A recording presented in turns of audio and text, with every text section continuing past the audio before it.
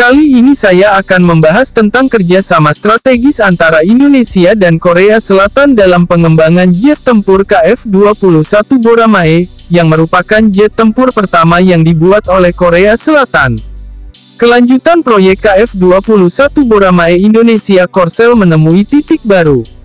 Setelah ada informasi dari Antara pada tanggal 22 Februari tahun 2024 yang menjelaskan jika Menteri Luar Negeri Korea Selatan Cho Tae-yul dan Menlu Indonesia Retno Marsudi sepakat untuk terus bekerja sama dalam pembuatan KF-21 Boramae.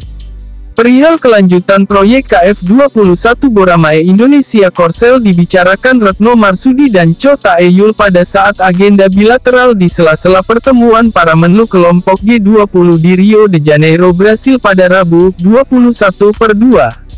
Akhirnya kedua menteri sepakat melanjutkan kerjasama agar proyek kerjasama strategis kedua negara, termasuk pengembangan jet tempur KF-21 Boramae bersama. Tak hanya kerjasama KF-21 Boramae saja, tetapi ada kerjasama partisipasi Korea Selatan dalam pembentukan ekosistem mobil listrik Indonesia berjalan lancar dan mencapai hasil. Perlu diketahui jika proyek KF-21 Boramae melambat akibat penundaan pembayaran oleh Indonesia. Karena di perjanjian sebelumnya, Indonesia telah setuju untuk menanggung sekitar 20% dari proyek KF-21 Boramae yang bernilai 8,1 triliun won atau sekitar 95,07 triliun rupiah. KF-21 Boramae adalah jet tempur generasi kelima yang dirancang untuk menghadapi ancaman udara dan darat. Jet tempur ini memiliki kemampuan meluncur dengan kecepatan tinggi, menghindari rudal musuh, dan menyerang target dengan akurasi tinggi.